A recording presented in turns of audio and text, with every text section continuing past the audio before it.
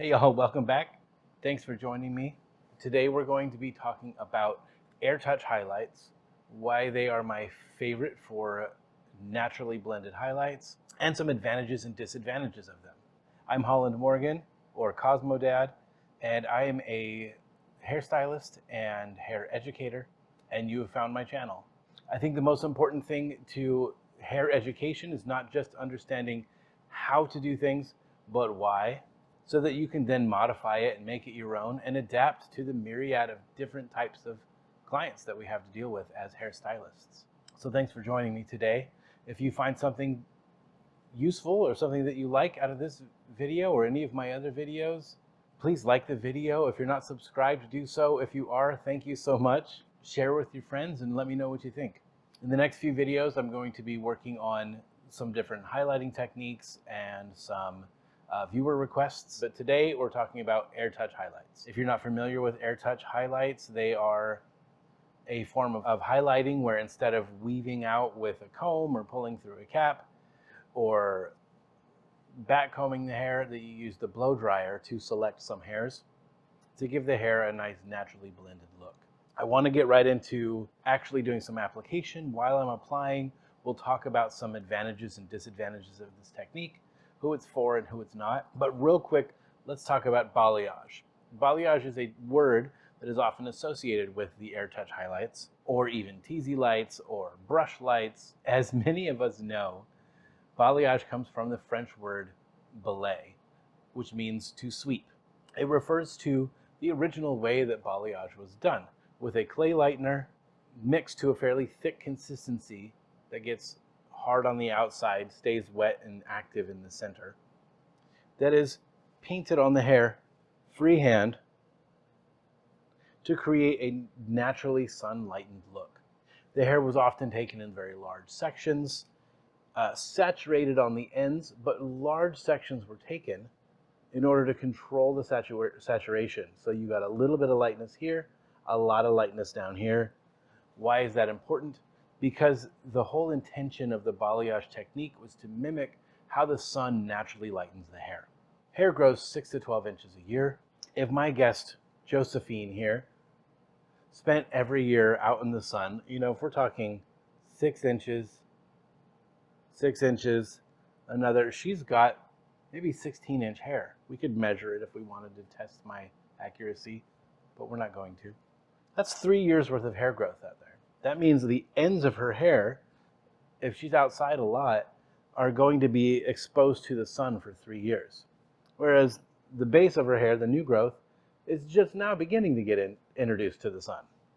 So her hair is going to gradually get lighter down towards the ends, just by virtue of having spent more time in the sun. That's what balayage was meant to do. However, the original first balayage techniques focused a lot on painting the surface and painting the ends and not on the underneath. If you were to take a balayage from 20 years ago and flip this person upside down, you're not going to have any highlights down here.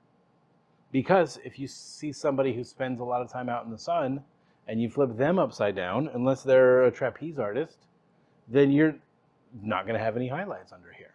Balayage has been around for a little over 40 years.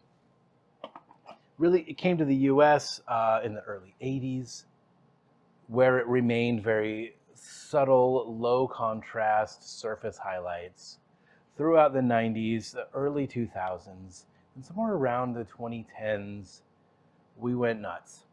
We said, I love this transition from dark to light, but I want it everywhere. And balayage moved from the surface of the hair to deeper and deeper into underneath. So balayage went deeper and deeper, so our techniques have changed. Then we got foliage, American balayage, introducing teasy lights, all of those things. That is where Airtouch highlights comes into.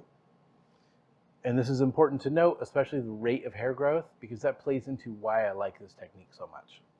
The second thing to note is about shading. If you were to take an art class and they talked about making something look like it's going from light to dark or dark to light, If you were to say take a sphere or a shape, geometric shape, and say light it from over here, but you're only allowed to shade it with vertical lines, how do you make it look like it's going from light to dark? And the answer is density.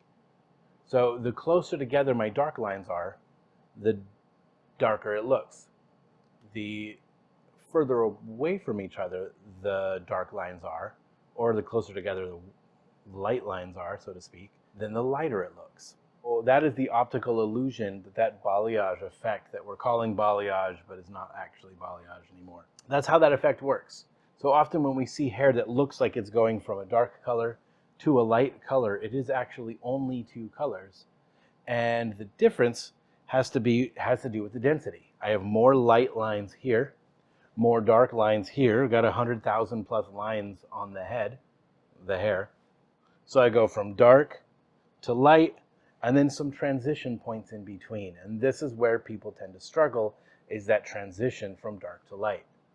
Most colors that seem to transition from dark to light are actually only two colors.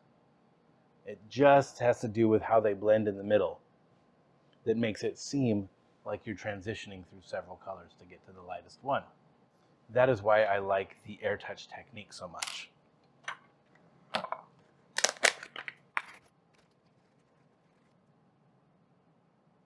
I'm using Paul Mitchell's Synchro Lift today. Oh, Synchro Lift Plus, actually. I've been using this lightener a lot lately. I'll probably do some more videos and some comparison videos on it. I really enjoy it. It's a 9-level lift lightener. Does what it's supposed to do. The mixing ratio is 1:2. And of course, as always, I'm just using 20 volume. Maybe in another video, just to make everybody happy, I'll use a higher volume developer. But 20 volume, I have plenty of videos about it. It really is the best. 20 volume or lower is going to give you the best, most even results. That's going to give you good longevity of the hair. The hair is going to feel good the longest if you keep that developer as low as possible, especially through repeat services. And that's something you have to think about as a stylist, is repeat services. Not just what can I accomplish today, but can I maintain this? How's the hair going to feel a year from now? That isn't necessarily always a factor, but most of the time it is. Most corrective color services, the first question I ask my guest is, where do you want your hair to be a year from now? Because that really informs my decision on how extreme we can be with the hair. All right, so I've got a nice consistency of lightener here. We are going to use foils for this technique. Now I'm only going to do the right front quadrant with this technique because I have some other things in store for some other videos that I'm also filming today. Now I want you to observe as I take a parting here. Remember how I said that hair grows 6 to 12 inches a year? Well, you also lose 50 to 100 strands every single day. Every hair has a growth cycle. You're losing hair. It falls out. The follicle goes through a resting period of around 2 weeks, and then a new hair starts to grow. So you're always going to have different lengths of hair throughout the head. If I want to mimic the sun and get only the oldest strands to get light and keep the youngest strands dark, I need to find a way to separate the shortest strands from the longest strands. That is the reason why it blends so well. You're only lightening the oldest hairs.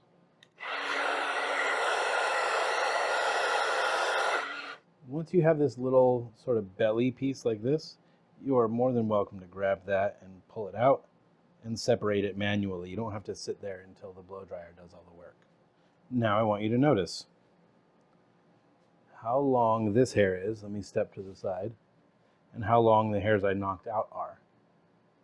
Look at the difference. So now I have selected only the longest hairs. Now from this point on, I am welcome to highlight this piece and take the lightener up as high as I deem necessary. There's no rule that says I have to go all the way to the top. But in this case, we're going to take it pretty high. Another thing I want you to notice is look how thick of a section I took. And we'll talk about that in just a second. But I want you to also notice how see-through that section is. it almost looks like I took a little baby light weave through there. So if I feel like this bottom part is bouncing up and getting in my way, I could always clip it down.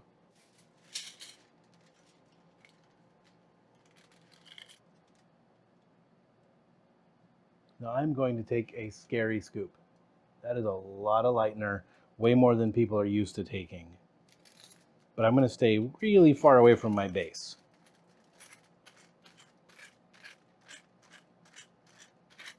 I could, if I wanted, I could use a longer foil to help keep that hair straight as I'm going.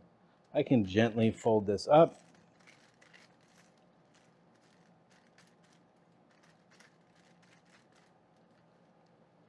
And I do like paint a little side to side to ensure that I've got good saturation. Now that I'm fully saturated down here at the bottom, I can begin to do my blending. If I want, I could stop pretty far away from the scalp. And notice the angle of my brush has changed too. I'm just using the corner and I'm blending really softly with just the corner of my brush. All of a sudden that big giant scoop of lightener doesn't seem like it was way too much. And I'm even blending just slightly above the edge of my foil there. We'll talk more about that in just a moment. And if you want to keep it really easy, sandwich your foils. Put your foil either to the top of your section or the top of where you brought your lightener, not the top of the other foil. A lot of people want to keep it super neat looking right here with the foils, but that might leave room for a little bit of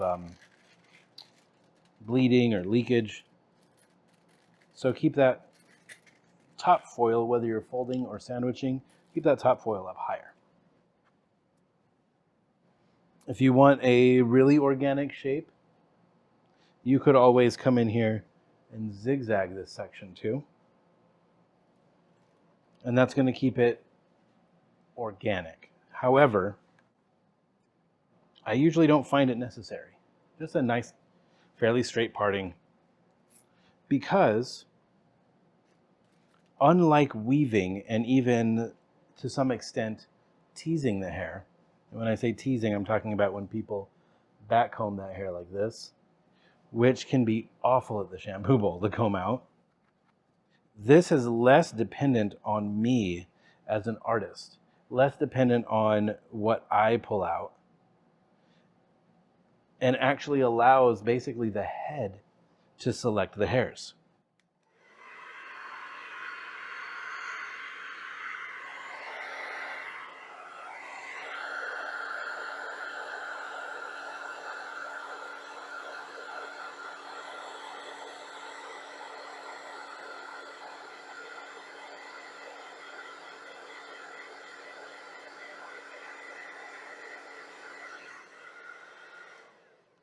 The further out I hold the hair, the more hair is going to get removed from my section.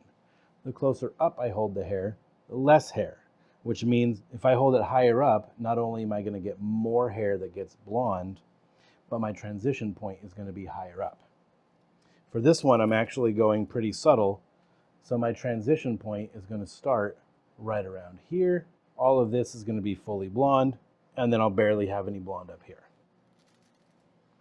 Grab the bottom section, pull it down, top section, pull it up. Kind of like you're trying to make a tight ponytail.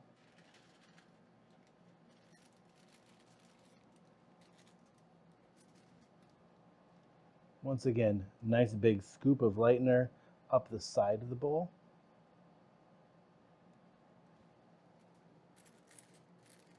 The laws of physics dictate that I can only paint so fast before I start slinging lightener all over the place. So if I can't paint any faster, and I can't get the hair to blow out any faster, I need to find other ways of saving time. One of those ways is just efficiency of movement. Keep that lightener right next to your dominant hand side. Make sure you're not stepping around your guest or your chair. to take scoops, make sure it's right there accessible. And the least amount of scoops I can take per foil, the faster I'm going to get through it. So nice big scoop, get it down here, you're not in the danger zone. And by the time I get up here to the place where a lot of people struggle, there's very little lightener left on my brush. Now, why am I going so high with it, and how can I get away with that? Because like regular balayage, I'm actually using the thickness of my section to help me control my saturation. The thicker the section, the further away from the scalp you're going to be able to saturate. If I want to get closer to the scalp, I'm going to take a thinner section. But I can blend up above the top of my foil because I have like almost a 2 centimeter, like 3/4 of an inch section right here. You can fold just as easily as you can sandwich. When you fold, fold nice and neat, fold it as few times as possible. That way it won't get super chonky and get in your way. As we make our way toward the top of the head, I am going to take thinner and thinner sections because your general rule, once again, for that natural sun-kissed look, is I want to be further away from the scalp toward the back with a little bit less blonde and higher up as I get toward the top and toward the face. So if I were doing a full head, I would take my largest sections in the back, smallest sections in the front, and that would give me that nice gentle transition to eventually that money piece right up there. Using cold air so as not to accelerate my previous foils. One of the things you may encounter with this technique is all of these little pieces down here. You definitely can separate them manually. I'm holding each section at 90 degrees essentially, straight out from where it grows. However, if I elevate past that, some of these sections, as I'm manually trying to separate, will disappear and be hard to find. So keep that hair in the position that it was when you blew it out. Sometimes one of my pieces will get wrapped around and it'll come out the top.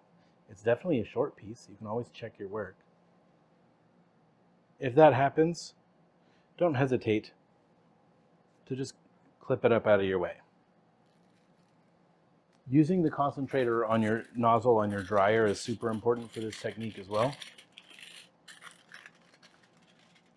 I'll tell you why in just a second.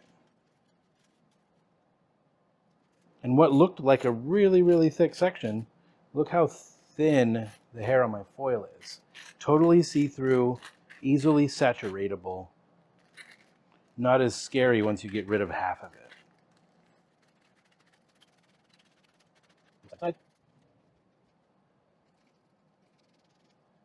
Now, even as I go through the top, normally if this was a guess where I did this whole technique, I might stop here and then do some sections going from the crown toward the front of the face. But for the purposes of this video, I'm just going to take these horizontal sections all the way up to her part. I'm confident that it's still going to look good because once again, it is the natural hair growth pattern that's going to select which hairs get light, and it's going to do it consistently. Which means, look how thick this section is right here. This is, especially around the hairline, this is way, way too thick for like a traditional highlight. You're going to get something really, really chunky there. However, when separating the hair out with the blow dryer,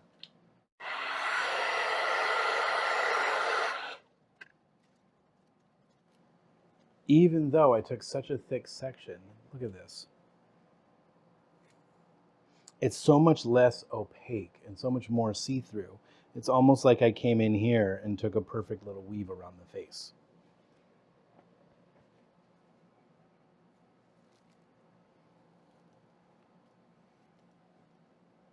Let's keep all that stuff out of the way. So if it's bouncing up, once again, just clip it down, and then I can come back to this section. I also want you to see how kind of uneven this section is. You can see it's thinner here, It's thicker here. Part of that is because mannequins tend to be denser around the face. So on a guest, it might look opposite. It might be thinner around the face and thicker a little further back around the hairline.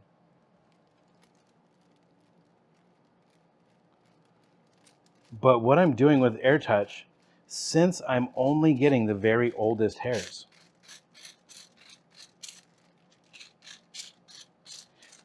this is the closest I can get. You can either, it's kind of like a microwave versus a conventional oven. Like you can choose to have your dinner ready in 10 minutes, or you can bake it for an hour. Your guests can spend 3 years in the sun to get this look, and all of their longest hairs that survive for 3 years are going to be light. So if they have a denser section of long hairs or a thinner section of long hairs, they're going to have a different and unique lightening pattern than anyone else. Or we can microwave it. We can take, after 3 years has passed, we can just take all of the oldest hairs and lighten them and leave the youngest ones out.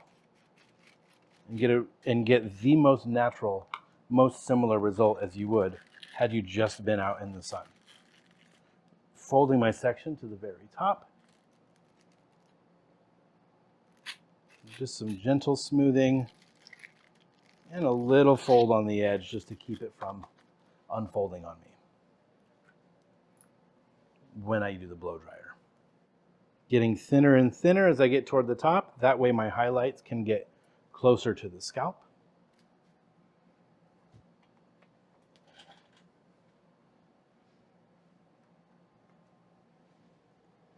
Now the nozzle is very important for this technique too, because it helps direct the air straight down rather than to the sides. If I blow hair over the top, then I end up with short hairs on the top, short hairs on the bottom. It's hard to separate when it comes time for that.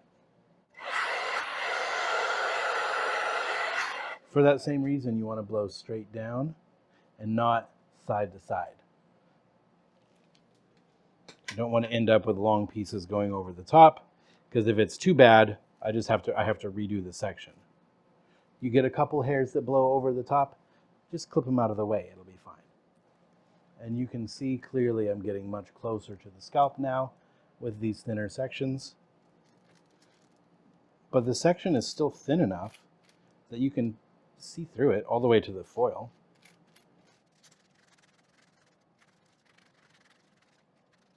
And notice how my foil's kind of crooked. I'm not that concerned about it because I'm okay with being a little bit further away from the scalp in the back than in the front. If you want to be equal all the way around, then make sure your foil is straight. Once I get to a more round part of the head, I don't even fold the edges of my foils unless they're in my way. I just kind of bend them around the round of the head and they don't unfold. Now let's talk a little bit about who this is for and who it's not for. Your guest's density and their growth pattern will select the hairs for you. If you have a guest with barely any hair, this may or may not be the best technique for them.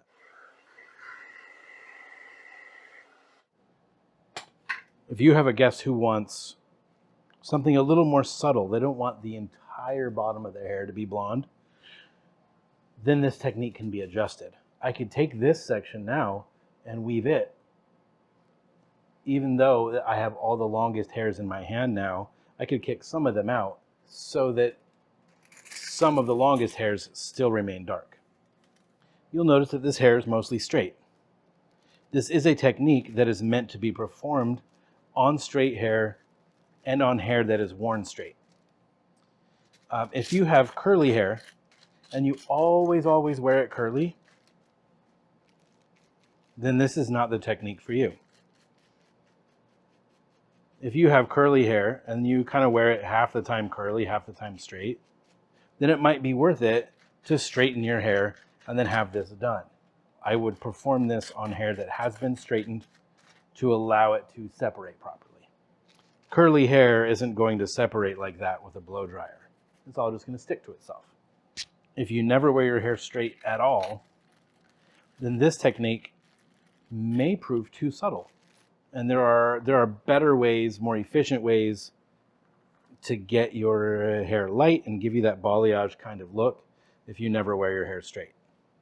So I hate to say don't waste your time, but don't waste your time.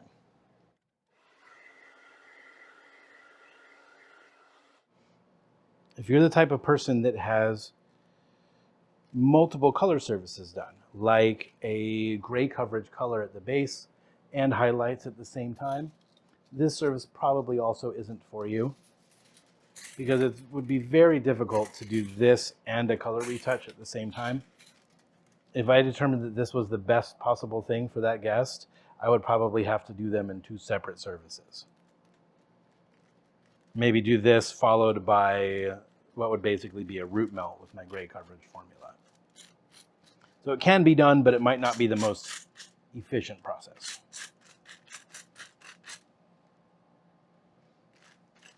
So not for hair that's always curly. Even if you sometimes wear it straight, it has to be applied to straight hair. Those are some of the cons. Some of the pros. Once again, it's the hair's natural growth pattern that selects the hairs to be highlighted. So you're going to get something customized for each person, and their head is going to help you make that customization.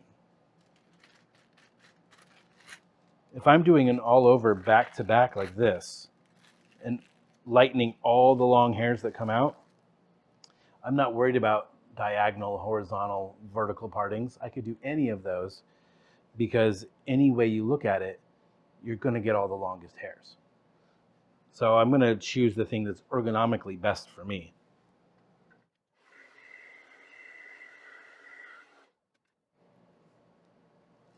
You notice that each foil takes a little bit longer, but I do tend to take larger foil sections as well for this technique.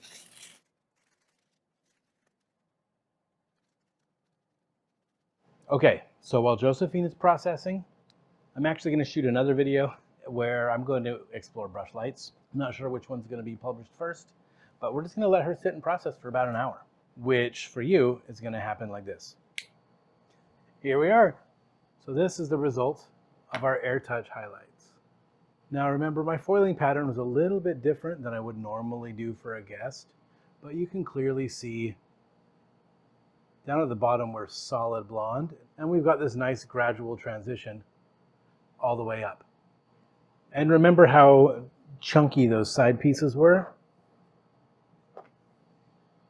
But when we pull it back, remember I did thicker at the bottom to thinner at the top, so I've got more blonde higher up toward the top.